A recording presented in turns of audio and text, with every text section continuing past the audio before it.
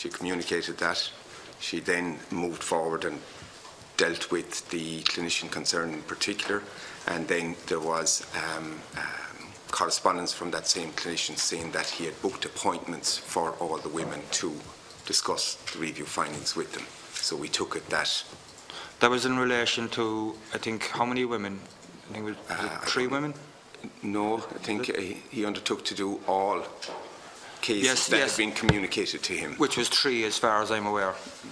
No, he would have received more than that. When you think of historic going forward, I think his communication was... I know you're looking up at me as if I know. I should know. Sorry, Deputy O'Brien looked at you. I thought... no, because it was in the correspondence that we just received, and it says that there was 3 women, and he gave an undertaking, reluctantly, is my reading of it, reluctantly to engage with those 3 women. So I'm just wondering how in July 2017 the issue of 3 women was then, this is a major issue.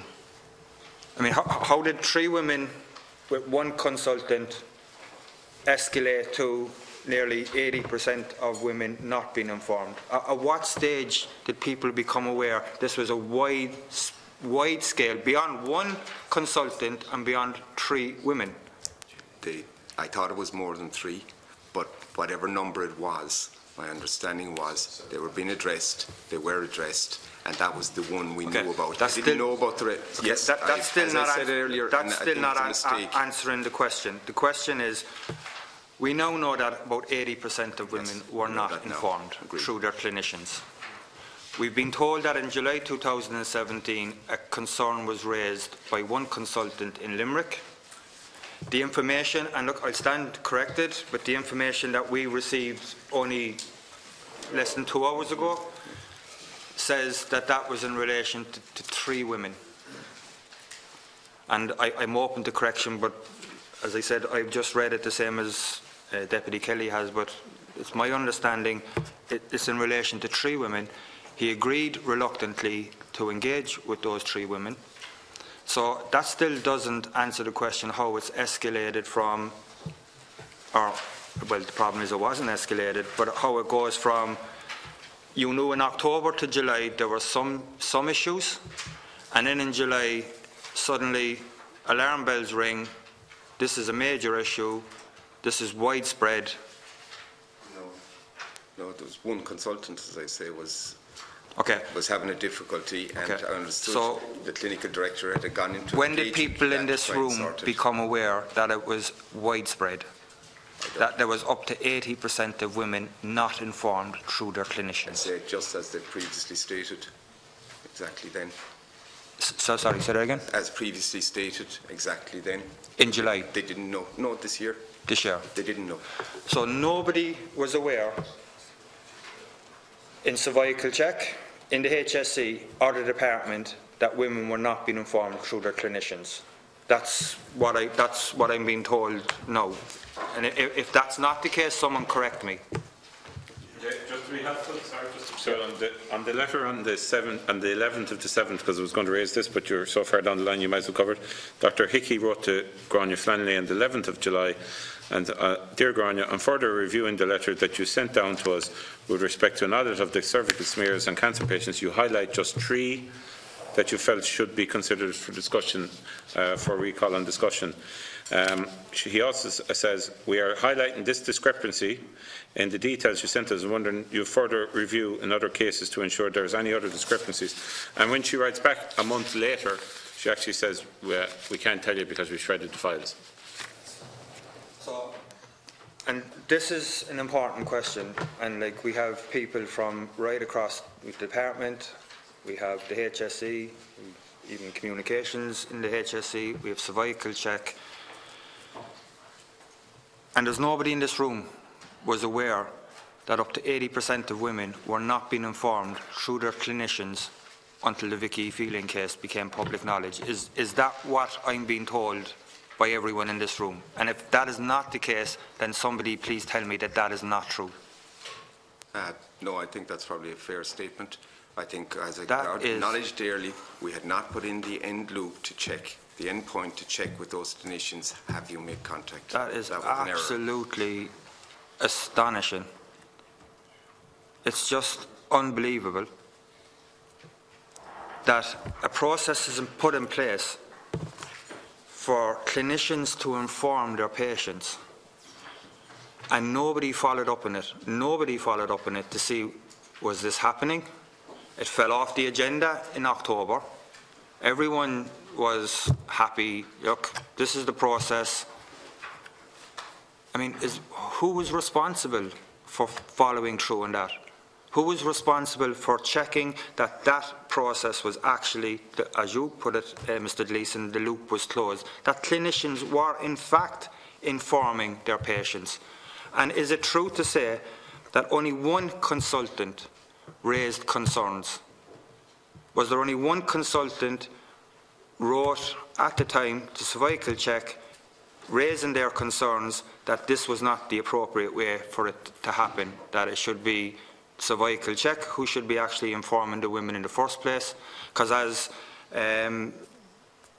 Dr. Hickey or Mr. Hickey or whatever his title is, I'm not up to date in these medical terms, but the consultant in question states that in his opinion it would be wrong of him to contact women who had no knowledge of an audit taking place and then to just basically cold call them, and that he felt it was appropriate that cervical check would make the initial contact. So the two questions are, was there only one consultant raised concerns, and whose responsibility was it to ensure that that loop was closed? Because everyone is happy in October that the process is going to happen, but nobody seems to be responsible for ensuring that it did happen. So whose responsibility was it to follow up to make sure that the strategy that was put in place for informing women of these audit results was actually undertaken? Whose responsibility was it? So I guess we need to look at the management structure at that point in time. So the management structure is clinical director and the programme director, and then the management below that. So at some point in that chain, okay, and I think the Scally review will examine the points in that. At some point in that chain of command, I think the answer is there, deputy. But at this stage, I think until we actually have the full Scally review carried out and do that full document search, then it's going to be less than a full answer. I'll make it easy. Was it your responsibility, Mr. Conaghan? Sadly not at that point. Was it your responsibility, Dr. O'Keefe? I think that in hindsight, if there had been any indication that there was going to be such a fundamental breakdown in the communication of information from consultants to women, that there should have been a formal feedback loop in place. Was it your responsibility to ensure that the clinicians followed through on what was asked of them? Through the governance line, I would have been expecting that the actual cervical check programme itself would have done that, and that they would have reported. Mr. Gleeson, was it your responsibility to ensure that the clinicians followed through on what was being asked of them? I didn't take it to be so at the time. I thought I was operating under a HSE open disclosure policy which applied to all in the HSE. I was writing, communicating based on that, and yes, I should have checked was the opposite end. Your responsibility? I didn't know that it was my responsibility to check that they were doing. Okay. Was it your responsibility? I'm not certain. Even to this day, you're not certain whether it was your responsibility? I'm not certain, and I'd be quite prepared to listen to the Scally review come in and say to me, this is what you did, this is what you did, and if this is your responsibility, then they will find that. Okay, because Mr. Conaghan, and I don't want to put words in your mouth now, Mr. Conaghan, you said it would have been the clinical director or the programme director's responsibility. Having had a look at this and having covered much of this indeed in my opening statement, I think the issue here is that there was an assumption that that was happening. We've referred many times to a feedback loop, okay? And I think we all regret that that feedback loop was not closed. That assumption has caused unbelievable pain and hurt to some families in this state. I fully accept that. And somebody needs to be held accountable for it. And I'm just asking, whose responsibility was it to ensure that that loop was closed? Mr. Gleeson feels it may or may not have been his responsibility. He's not sure. Even to this day, he's not sure if it was his responsibility. Dr. O'Keefe is saying it was the responsibility for the person under her to feed that information up to her.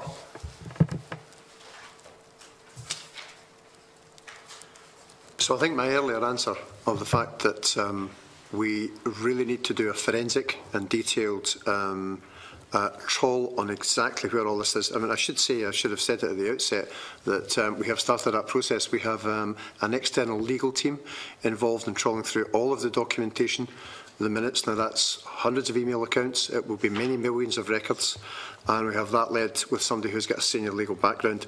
That is in preparation for the Scala review, so we will leave no stone unturned on that one. Just 1 minute and I'll be finished. I suggest, Mr. Gleeson, you go away after this meeting and you find out whether it was your responsibility or not. Mr. Connors, how many press officers have you under you? There are currently 4 press officers. Okay. I'm being a bit Jesuitical here because the press officer is a very technical role. Okay. Earlier you said that there was a press officer working Correct. on the communication strategy, so I'm wondering how many press officers? Press officers 4. 4. Currently. Yep. And you were not aware that they were actually working with cervicalcheck on 2 communication strategies, no? One which was a proactive one and one which was a reactive one. You were not aware of that? Correct. Okay. Do those press officers feed any information back into you in terms of what they're doing? They do. And they never mentioned that? No. Okay. How do they feed it back in? Is it like a weekly report, monthly reports, written reports? It depends on the situation. We have lots of different types of meetings, but generally we have a Monday teleconference where most of that information is fed through. Okay, because that particular press officer, opportunities as well. that particular press officer was working on this, I would estimate, several months, according to the memos where the communication strategy was being formulated. And I think it's maybe something for you to look at in terms of your own oversight of your own department, where a press officer is working on an issue for a number of months and you're not aware of it. Can I just make one point? You can, of course, yeah. Yeah, so I'd say over several months. I don't think the press officer in question would have been working full-time on that, so it would have been one of many, many projects, to be fair to the person concerned. Okay. Mr. Gleeson, were you in cervicalcheck offices last Friday?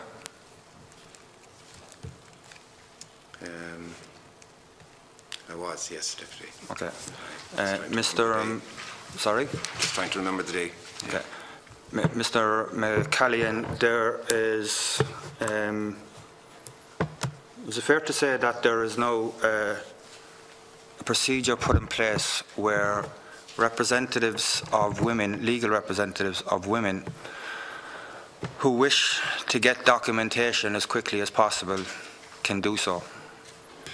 No, we're just putting that in place. What it agreed with Keane's surname, sorry, escapes me for a moment, and with state claims is we would get together quickly to make sure there's a procedure so that people get access to the records they need quickly. So we've dealt with a number of sort of requests so far, but I wanted to formalise that. So it's suggest you do that pretty quickly, because you have a situation where legal representatives are being asked to go to Limerick to collect documentation, and then when they get to Limerick they're told that documentation is not there. It is in Dublin. So I think that process needs to be put in place, because some of these women have very little time. And the final point I will make, and the question I will ask, and I won't be coming back in, Chair, is in relation to the State Claims Agency. They told us last week that they were told that all women had been informed. That's what they were told. We now know that that's not true. Is the person who told them that in this room? Comment on the first point, I certainly wasn't in contact with him. I had left the meeting last week, I think, when state claims were here, so I can't comment on that. But just in relation to the first point, Deputy, I accept the point in terms of the process for people who are terminally ill and making sure that we support them and get the information quickly, and as I say, intervened on that last Friday myself, and we will put a process in place for that. So I'll ask the question again. Is the person who told the State Claims Agency that all women had been informed in this room? Very good question. Can I just answer that? I think the answer to that is no. Okay, so do you know who that person I don't. is? So then you don't know if they're not in this room? Because I spoke to the State's Claims Agency outside of this committee last week, and I don't know the people concerned, but I do know all of the people here. Okay, so if I ask every individual in this room directly, Ms O'Keefe, did you tell the State Claims Agency? Didn't. Okay, Mr Conaghan? No, I didn't. Mr McCallion? Mr Gleeson? Okay, so can we find out who told them? Can I just be helpful just a little bit more on that, Mr Conaghan? You spoke to the State Claims Agency outside this room. I understand that. Did you go through a list chronologically of everybody that was in the room and say, can you assure me that none of these people told you, or did they say, so and so told me? And if you don't want to mention a name, perhaps you'll mention the position they held. Dear Brian, you can, but I do want that answer to come back to the committee. I'm happy just to respond to that. The names that were given to me, I didn't know the people. I do know the people here, so I was able to answer the question to say that it was none of those people. Mr Connors, if you have those names, that you forward them to the committee. I don't have them because they meant nothing to me, but I suggest State's Claims Agency would have that information. In the HSE told them, you don't know who they are? I don't know who they are, no. But they're in the HSE? They're in the HSE, yeah. Okay. Well then, Mr Conaghan... Janitor in cervical check, or was it the director? From cervical check. I mean, we have to be credible in answering to people too, like, you know. Can I ask you to check with all of your staff? And can I ask Mr Gleeson, as the programme manager, to check with the cervical check staff to find out who told the State Claims Agency that untruth? I suggest, Deputy, we'll ask State Claims. As you know, we've been trying to coordinate the No, sorry, I just meant who told the State Claims. I mean, we could go around our own organisation, but... Do you want to confer privately? Yeah, you can take 2 minutes. I'll just repeat again, Deputy, to be helpful to the committee. There were 2 names that were given to me by the State's Claims Agency. Neither of the names meant anything to me, but what I do know is that it's none of these people around here, because I would have... No, I don't. You don't remember the names? No, but we can leave it at that, because I don't want to be taking up Kate's time, but somebody come back to this committee with the name of the person who told that to the State Claims Agency, because that was not true. And that person was from cervical check. That's my understanding. I just stated on the record here by Mr Breen, we have the transcript of this issue being discussed the last day here, and it says the agency did not. The question is that I have a final question for Mr Breen. He's the head of the State Claims Agency. I'm asking now because I will not get another chance. The State Claims Agency was told by cervical check that all the women had been communicated with. Is that not right? And he says that is correct. And we go on, and he says, who were we told from? From whom did the agency, the State Claims Agency, receive it orally? He said from cervical check. So we know. He didn't want to, in fairness, he didn't mention name the person. Okay. We'll check that. Yeah, and Con Deputy O'Connor would want just say this was my understanding. It was somebody in this room, but right. Okay. Cervical check. Yeah. Mr. Chairman, sorry. We'll wait. In what you call it, I don't think anyone from cervical check could have said that. I don't think anyone from cervical check could have said that, because it would never have been our understanding that communications with all... Mr Gleeson, it was not the HSE's understanding either, and it was not the Department of Health's understanding that the women had been told. That all women would have been communicated with. What we would have said was letters would have issued in respect. We contact the State Claims Agency. Okay. Deputy, we will contact the state claims agent, because if they were informed, they know who spoke. And then it's committed to come back with an answer. As well. One last thing, and Deputy O'Connell is coming in. We have all this talk about open disclosure, and I'm back to it again. And we are utterly sceptical of the issue of open disclosure. And Mr. Gleeson, your main reliance is that you believe there was a policy of open disclosure and you assumed everybody was following it, and you had no reason to believe otherwise. I'm going back to the first letter I read out here today. The last paragraph of that letter from the HSE to us on the 8th of February here.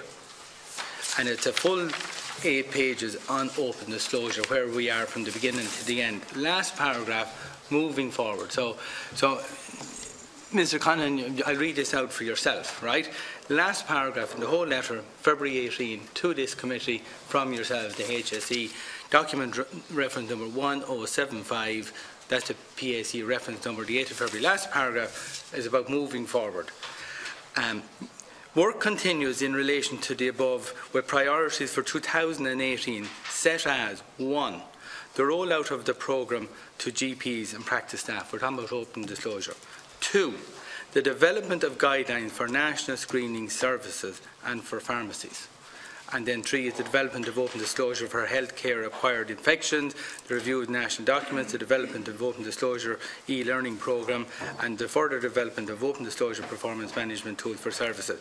Here the HSE tells us in February of this year that a priority for moving forward for 2018 is the development of guidelines in respect of open disclosure for national screening services. It's clear the HSE knew earlier this year that open disclosure was not working. The HSE wrote to this committee to tell this committee a priority for 2018 was the development of guidelines for national screening service for open disclosure.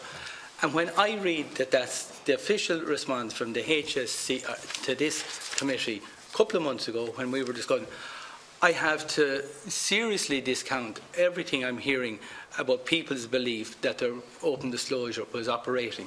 Because the HSE itself didn't believe it, because months after that, as early as this year, they're saying a priority for this year is to develop guidelines. That clearly implies the new open disclosure. Not only was it not happening, but they're now in the process of just developing guidelines in relation to the national screening programme. You can understand how some of what is given to us in writing, which I think is probably a fair, accurate and honest assessment, because this was written before any of the recent controversy arose, and it was written in the calm light of day to be helpful to the PAC, to accurately reflect the HSE's position to the PAC at our request. And, you know, when we're hearing open disclosure, we presumed everybody was following open disclosure. We have to say the HSE doesn't believe you knew people were following open disclosure, because you said you're only going to implement a policy on that for this year. I'm not really asking you to go. I think that's self-evident what this is saying. Do you want to say anything? Like, you know, there's a lot on your plate as interim chief executive, you know, or Director General, I should say. Yeah, so will you take it on board? So thank you. And now I can only comment using an assumption that I'm making here. I mean, I guess that what we have is we have the original standard national policy document that lays out broad principles of what we should be doing around open disclosure. Naturally, as you go through the implementation of all of this, you get questions arising from all aspects of the service. It could be the ambulance service, could be disinfection services, you name it.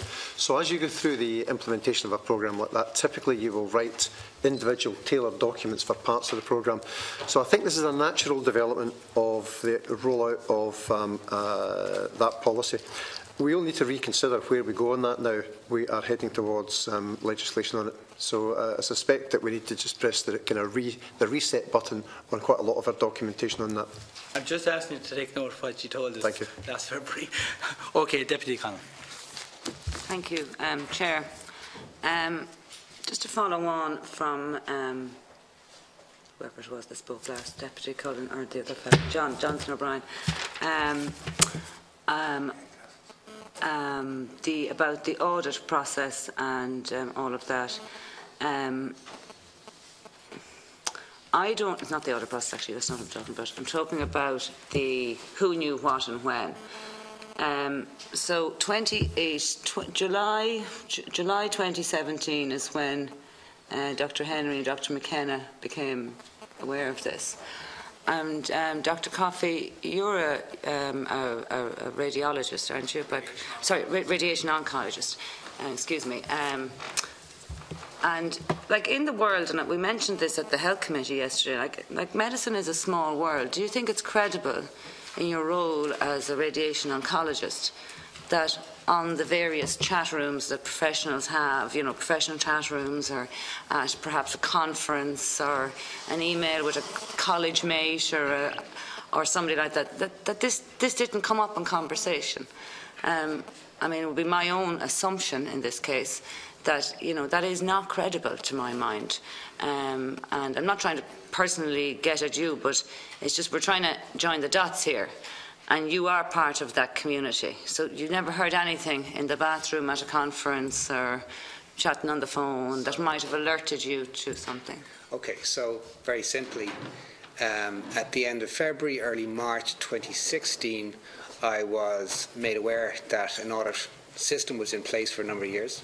That's not what I'm asking about. Following on from that, in terms of knowledge of issues and resistance, if that's a correct term, to actually carrying out and executing disclosure, I was not aware until recent weeks of the situation.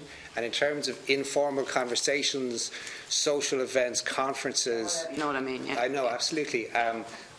I can't speculate that it didn't come up, but it never crossed my path in that period of time. Well, surely if it had crossed your path in your position, it would have rung an alarm bell. I would hope so. So then moving on to the audit process started, and this is key to this because we spoke about this, Dr. O'Keefe, yesterday at the committee, and what I requested of you was the audit methodology paper. So before you started the audit, what the plan was, and we haven't got that, and I've requested that because I think that's key here. Well, with so many key things here, but that this is one of the key things, because at the outset of an audit, you should know what the purpose of it is and what you're going to do with the data when you have it. And we spoke yesterday again, and I don't like repeating myself, but we spoke yesterday about the NICE guidelines, which many healthcare professionals work towards. One of the core elements of clinical audit, and I quote, 6 ways to serve patients better. So I would argue that we need to have a look at that methodology paper to see, was there ever a plan that this would seek to serve patients better? And without seeing it, it almost seems obvious to me that it never mentioned the patient, but maybe I'm wrong. And I suppose, Dr. O'Keefe, is it fair to say that if you had not made decisions based on your feelings or made assumptions based on information received, that we wouldn't be here where we are today? Is that a fair assessment? I don't think it's a fair assessment because I think that there was considerable consultation throughout the entire process of 2016. That in fairness to the cervical check programme, they did appear to reach out to colleagues who had knowledge and expertise in relation to these issues. For example, around all of the elements of open disclosure. They talked to colleagues internationally who are doing this. They looked at our own policies and people who advise in relation to that. And throughout all of that process, you could certainly look back and say that that we were all looking at it through rose-tinted glasses. But again, if you look at the October briefing, it actually gives evidence of open disclosure happening. So, I mean, there certainly was an expectation, and I feel quite strongly that the documentation that is there demonstrates to me that there was clear intent. If there had been any suggestion at any point of that process throughout 2016 to me that there could be an issue, I think the documentation makes very clear that I would have absolutely done something about it. If that had been raised with me at any point through 2017, I think that the way that it was escalated to me in February 16, that's how I would have dealt with it in 2017. And I feel absolutely, terribly sorry with regard to the fact that I didn't have an opportunity to respond to it, and I didn't. I didn't have an opportunity to respond to it. Okay, and you stated earlier that you deemed, or it was deemed, that the treating consultant should be the person to tell the patient. And I would argue that the process here is flawed, because did anyone sort of stress test the plan here, in the sense that it would seem obvious that if a treating consultant, I mean, doctors generally have no problem delivering bad news. They do it most days. It's just part of the business. But that was it ever sort of considered that a treating consultant who sometimes has a very close relationship with a patient through cancer treatment, was it ever considered that they might not be the one to sort of tell the patient the bad news from maybe 5 or 6 years ago? Was that ever considered? My understanding of the process, and again, we've got to remember that there's a real key witness who isn't here today, which is Professor Flanley herself, who led out in all of this. So it is important, because I'm telling you what I heard at the time, which is that there was very careful consideration in the interest of the patient as to who is the best person to give that information. And my understanding now from my colleagues is that it is agreed that it is the treating clinician who should give that information to the woman. And I do think that it's very important that, particularly in terms of the scoping inquiry, that there is You still think it's the clinician rather than cervical check who should be given the information to the woman? My understanding, Deputy, is even amongst clinical colleagues is that there is an understanding that actually the treating clinician is the right person to give that information, and that's how it happens in other jurisdictions where they do it. The very few jurisdictions where they do it, and I think Deputy Kelly, I do think that there are important considerations. I said it earlier on, in relation to a lot of this, not just the decision with regard to it going to the treating clinician, but also in relation to reflecting the 2013-2014 revised open disclosure policy in the HSE, and indeed what I mentioned earlier on with regard to the professional conduct and ethical guidelines for doctors, which state that we had them already. But I think that needs to be reconsidered. I think they are fair questions. And I'm the one asking the questions here, so with respect, we're short in time. So, Mr. McKenna, I think, said that it can only be it can only be escalated if you can't handle. I can't remember who said that. It was Mr. Connon, was it? So something can only be escalated if something's not, handle. If the person in the situation can't handle it themselves. Yes. Yeah. So if that person in that situation cannot resolve it, satisfactorily, then I think they need to ask for help. If a case of he who knows not and knows not he knows not, well then they wouldn't know when to escalate, which is clear to me that this is the case here today. I think I follow you on that one. Mr. Connon, do you think that the HSE, I know you're at the top of it now and it's difficult, it seems very, very clear to me sitting in this room, I think this is our 6th meeting, is it, Deputy Kelly? I suppose you count 2 on a Thursday. That, in these layers in the HSE, people are running around in their individual layers. There's dots and there's lines, and clearly, all very important people. Clearly, nobody seems to know what they were accountable for. Like, the very minimum you should know when you're in a job, that we heard the pay bracket earlier on, is that you should know what you're responsible for. And nobody seems to be responsible for anything, apart from a couple of people who've been identified. And then we spoke earlier about the Medical Council. But doctors are subject to the Medical Council rules anyway. But the accountability of people who are not subject to the Medical Council, that's a really serious issue to my mind here. And I think you're right to raise that serious issue, because we spend, as we've heard already, almost 15 billion euros of public money. We treat literally millions of interactions with patients on an annual basis. We've got 120,000 plus staff, so there needs to be a very strong line of accountability for all of that. This is laid out. This is laid out quite clearly. But there isn't. There is. This is laid out. It is. It's laid out very, very clearly. And we operate it as this. There's a clear line of accountability. There's in the image. No, there's a clear line of accountability in the Performance and Accountability Framework for 2018. That's laid out in 6 levels, from grassroots managers right up to the Minister. So that's available. It's clearly published. There is also, in relation to the delivery of the National Service Plan, a performance escalation process that's laid out very, very clearly for what we should do. Now, I should say, in relation to the escalation process for how that runs, it's normally laid against the delivery of the National Service Plan, looking at broad trends in that space. But it's very, very clear what the accountability structure is.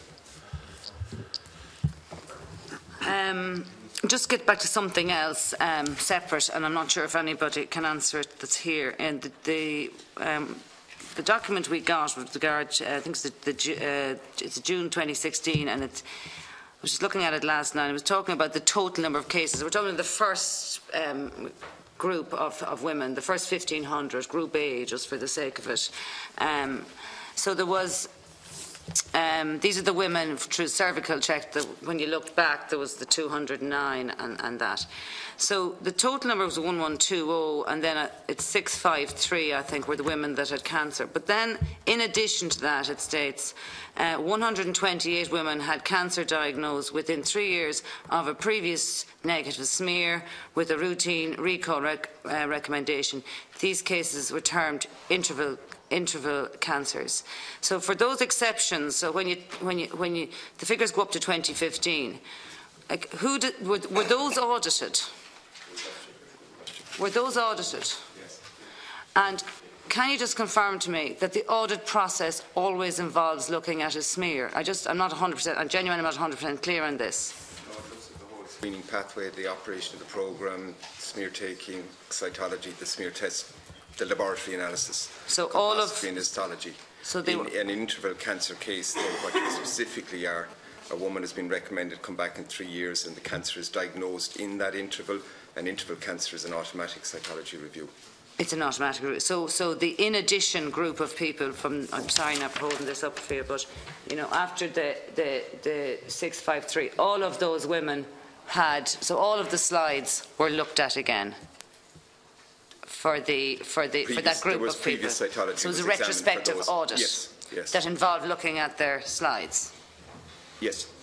Yes. By the same people that looked at them the first time, or by the same? As I said, first off, and then possibly externally. But as part of the, they would be included in the 209. But part of this, Dr. Scali's review will include a complete look back at all these. To be clear, that won't be Dr. Scali's review. That's the independent clinical audit led by the RCOG. Sorry, yes, but as part of the result of all of this, all of these cases would be looked back at.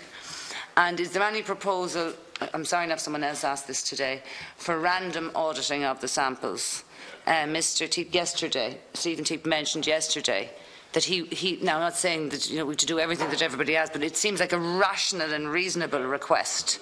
Is there any, do we know if that's in train or happening? So we considered that question yesterday, and so it's a very rational question. And if either of the two processes make any recommendation in that respect, then they'll be looked at and implemented. Quicker than that. And just in case I missed it earlier on as well, so then for the 209 people involved, following on from Deputy Catherine Murphy's question, so the breakdown of the classification of their cancers, so that assessment, that's going to be done also.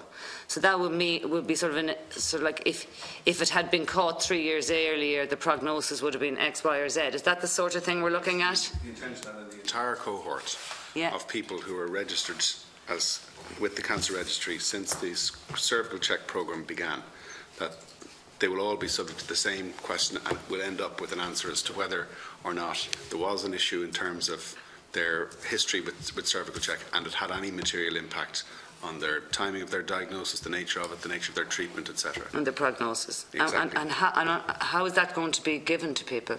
Well, that's still one of the things being finalised, if you like, in terms of the detail of the agreement around the terms of reference with the RCOG. Like I would just urge you. That's being discussed at the moment. I would just urge you, but if somebody... They're at least going to get a written report each individually, that's my understanding. Yeah, I hope it doesn't come in the post, and I'm not being smart, because in the sense, and I'm really genuinely not being smart here, because in this, like, if you were diagnosed 3 years later than you potentially could have been, and if your prognosis now is terminal rather than hysterectomy or whatever, I mean, that's going to be extremely difficult. As bad as things were yesterday, I mean, it's going to be very, very difficult to deal with. And I hope that none of the carry-on we've seen where people are brought into the same room or any of that sort of ad hoc nature that we have. I really think there's no room here for messing around. We'll make sure as part of this process that while all those expert assessments are being made, that liaison nurses as well as patient advocates and patient groups are involved, and we've had involvement and experience of dealing with them before, organising, if you like, quietly and respectfully and out of the glare of media and all of those kinds of things, those kinds of engagements with patients. And that's, yeah, we'll make sure that happens. Thank you. Okay. At this stage, Deputy Kelly is indicated and Deputy McSharry. I just want to get, will we try and finish it out now? I know we're here over 2.5 hours. If you take a break, we could be back for longer. Are you okay to continue for the last week? I know you'll be more than... Yeah, all my questions in, but there won't be too many more if Mark wants to come in, and I might have 1 or 2 quick ones at the very end, but I'll try and get through them quickly. Yeah, because... whatever, you see the time. A lot of these are pretty direct. No, so in other words, what I'm saying... I have a lot of questions, but they're short. Yeah, but what I'm saying is we'll try and follow through to completion now at this rather than take absolutely. a break. Is that, I'm asking the witnesses, are you okay? They want a break. Other than in the way of an emergency, if it arises. Yeah, and look, if anybody... No, I'm going to say if and Mr McCarthy has to leave. That's perfect, yeah. So I'm saying if anybody needs to step out for 5 minutes, just please do so. Okay, just in relation to the quality assurance, the statistics that a few of my colleagues spoke about, Kate, there beforehand, it was very much taken by Vicky Phelan's evidence yesterday, where she said it was very obvious she had cancer. All right?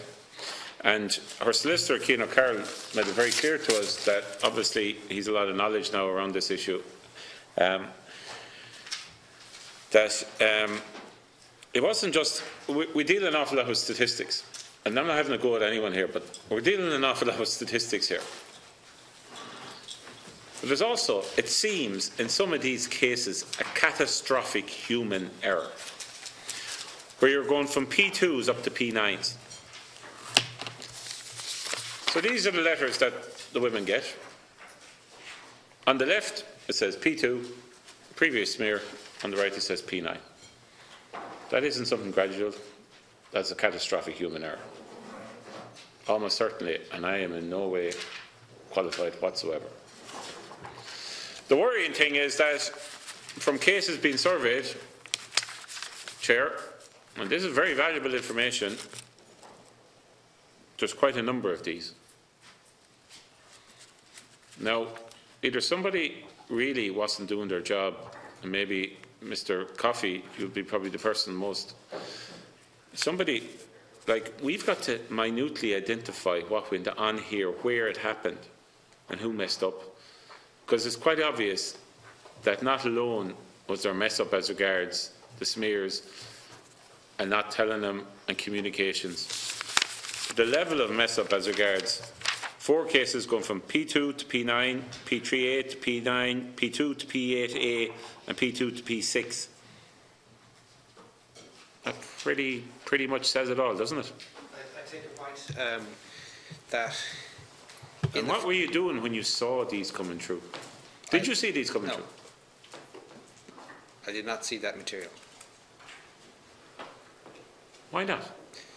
My involvement was a transition period between January and February this year to full responsibility in March. From March onwards... Mr. Gleeson, did you see any of this coming through? Yeah, I'm aware over time. Were you aware of the changes from P2 to P9s in some cases? Yes. And did this not bloody well alarm you? Like? I presented the findings. We presented findings. Can't hear you. We presented findings. We presented findings to quality assurance, to pathologists, asked them to. Did you not see a trend that there's a number of cases here? We didn't see a trend. I mean, they're not all the same screener on the same day or the same test date on the same day. They're spread out over time, laboratories, individual and you did screeners see a trend. amid a huge number of tests. So you did see a trend? I didn't see a trend. Did anyone here, anyone in the whole organisation, did HSE see any trends? Anyone can answer. My understanding of that information would be specific to the audit and specific to the cervical check programme. And surely the feedback was coming back through the organisation. Not in relation to that level of clinical detail, Deputy, at all. I think that the cervical check programme has got a quality committee and so on and so forth. Those people would see that type of information. Are you also aware that a number of it seems that the misdiagnoses are from 2011? That seems to be coming out. Seems like I have more information on this than the HSE have a cervical checkup. They're misdiagnosis. They're not misdiagnosis. There might be missed opportunity for an earlier follow-up. Okay, well, we won't play with language. Okay, when it comes to a number of quick-fire questions, the risk committee, Mr. Tom Behan, who I don't know, he obviously, and Stephanie, you were on this, he obviously wasn't told about anything about this until, I think, March of this year. Was this not a risk? Was this not something that should have been told to the risk committee of the HSE? Deputy? The risk committee? Yes. Why weren't they informed of this as a potential risk? The risk committee would only be informed if it was a potential risk if it was reviewing the risk register for the kind of health and wellbeing division. So as John said earlier on, risk management is something that is led locally and it's escalated where you require further support outside of the organisation. So the screening programme actually would have been looking at this audit as a control measure as opposed to a risk. Okay. At the time when they would have been looking at this, audit was a control measure for quality assurance. There wasn't a risk in the audit. You'd normally do an audit as a control measure to address a risk. I know, but when it became aware in 2017 in particular about the issues in relation to these women being told, was that not a risk? Yes, but it wasn't escalated onto their risk register. Why? Because I think there's probably two things. I think there was a failure in detecting the risk from concerns being raised and what that would mean for patients. It would appear to me from looking at all the information that I have now. And I also think that there was then a failure in escalating real evidence of risk as a result of the communications that I've seen. But at the time in 2016, the audit would have been seen as a control measure, okay, and their risk pieces wouldn't have changed throughout. But look, for me, it's dysfunctional. The HSE Directorate, when I asked this question, the HSE Directorate were not made aware of these matters. And I got back, it is not the purpose of the Director to manage operational issues. In the context, it would not have been expected to be made aware of the issues regarding the cervical check audit.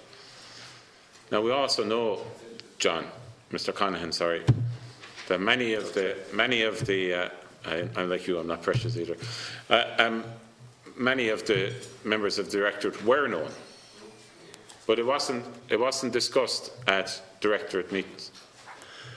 Do you realise that to people watching in here, so the Directorate is like senior management of any large organisation, effectively.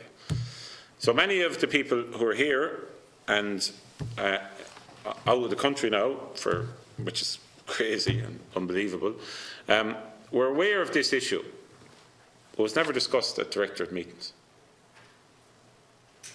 It was never discussed at Directorate meetings to the best of my knowledge, and I think we've probably answered the wrong question there, because my job previously was Deputy Director of General Operations, so I'm in charge of the operational elements for the delivery of the healthcare system. I'm part of the Directorate.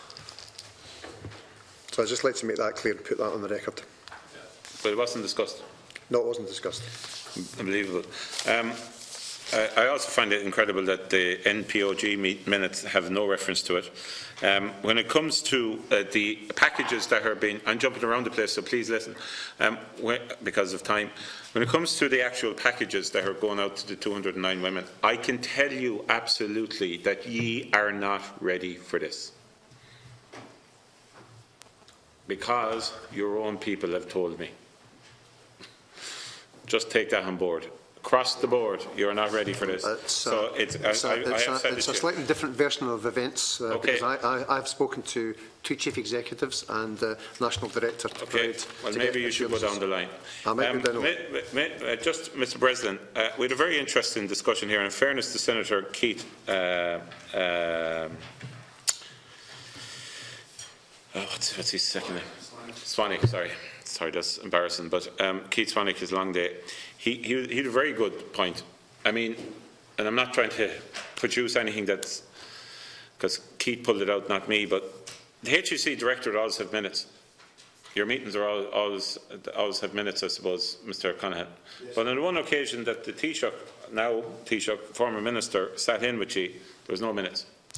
Is this the meeting of the 25th of November? 26th. 26th November 2015? Yeah. I really can't account for that. I don't know why there was no minutes. I only suspect will you go back? It might well have been informal. Okay, well, if it's informal, it was a long informal meeting because his next diary appointment was over 3 hours later. So will you go back for once and for all so that we can cut out all this rubbish and find out, are there minutes, notes or anything to do with that meeting? And also confirm in writing it's the only meeting, because in fairness to Senator Swanick, he produced this, it is the only meeting that has never been minuted. Now let me say this to the chairperson. This is a meeting that involves the Minister for Health with the Director of the HSE. These are all minuted, obviously, we've seen some of these. It looks like this is the only meeting that was never minuted. Which, fine, I accept everything the DG has said, or the Secretary General has said in relation to the Department and knowledge of ministers. But it's also the only one where we don't know what was actually spoken about. And it happened to be the one that the Minister for Health at the time. So will you please come back to me on that, because I think Senator Swanick deserves a response. Did you just want to say something? One of the things that's worth clarifying was whether the convention on the part of the HSE when the Minister attended, which were tended to be a more informal meeting, wasn't a full directorate meeting, was to do a minute or not. I'm not certain, Deputy Kelly, whether this is the only one of those meetings. The ones in the department, we minuted, we supplied a secretariat. I know the HSE is looking into that and will come back. Sure, you can come back, but my point being is, it's still a fact. It's a fact that this is the only one that wasn't minuted. So it's still a fact. In relation to final runaround, I still don't understand, Mr. Houlihan, why you didn't tell Minister Harris regarding the audit docs and why he didn't know about them before they were pulled out of here last Thursday. And the explanation for that hasn't been forthcoming. Well, I haven't directly been asked that question. So, I mean, and the answer to the question is that when we became aware, the Minister's focus and our focus is exactly the same, was to establish the facts and get on top of the issue and try to manage as best we could. So I was directly involved in establishing that senior incident management team, establishing the information that came to light over the weekend when that senior incident management team established that there were 46 out of, I think, 208 at the time. That all came out of the Sunday evening information. And then leading on from that to establishing the true facts of the situation, which unfortunately only became clear shortly before Dáil's statements on that Tuesday evening, which I'm sure you can recall. And then over the course of that week to try to shape and to put into place the scoping inquiry and the clinical audit process and all of those kinds of arrangements. That was the focus, was to manage it. And as I said earlier on, our job wasn't per se and how we see things to push materials up the line. Do you think you should have told him about them? I mean, I think he thinks you should have. Well, some conversation, but anyway. The content of them. The content was well aware. Okay, we were well aware of. It's a yes or no. You can say no. Do you believe you should have given him the documents? I don't believe that we should have spent our time in the department sifting through documents from 2 years old instead of from 2 years ago. Instead of they're the most revealing documents. No, they don't reveal anything more than the HSE was preparing to conduct a clinical audit. I disagree with you. You may disagree, but I disagree with you in a reasonable way. Okay. Right? Because what they did is they opened avenues for us to consider as to regards how the HSE handled it, how it was being communicated, legal issues, a whole range of different things were brought out and evolved because of that.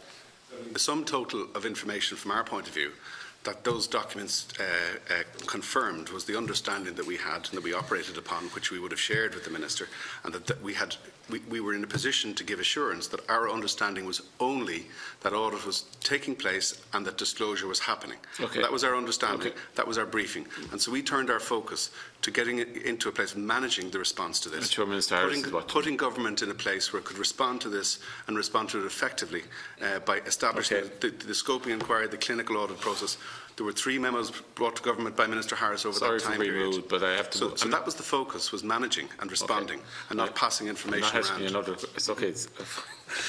Mr. Gleeson, when the documents which you drafted and Ms. O'Keefe signed that were sent on, these memos, is that correct? Did you give them to Dr. O'Keefe for observation, and did she change them in any way? Did she make any alterations to any of your documents? They weren't only my deputy. They weren't only my documents. I created them, but I signed them and sent them on. Yeah, but through the head of screening service. Did Dr. O'Keefe make any changes to them? And she may have made comments that would have been worthwhile in finalising them or not. I can't recall. Okay. Well, I can't recall. But I would have signed the final one. Please find out and forward them to. But I don't believe she did. She would have made comments, and I would have taken on board. But I don't remember. Okay, any so she didn't make any changes.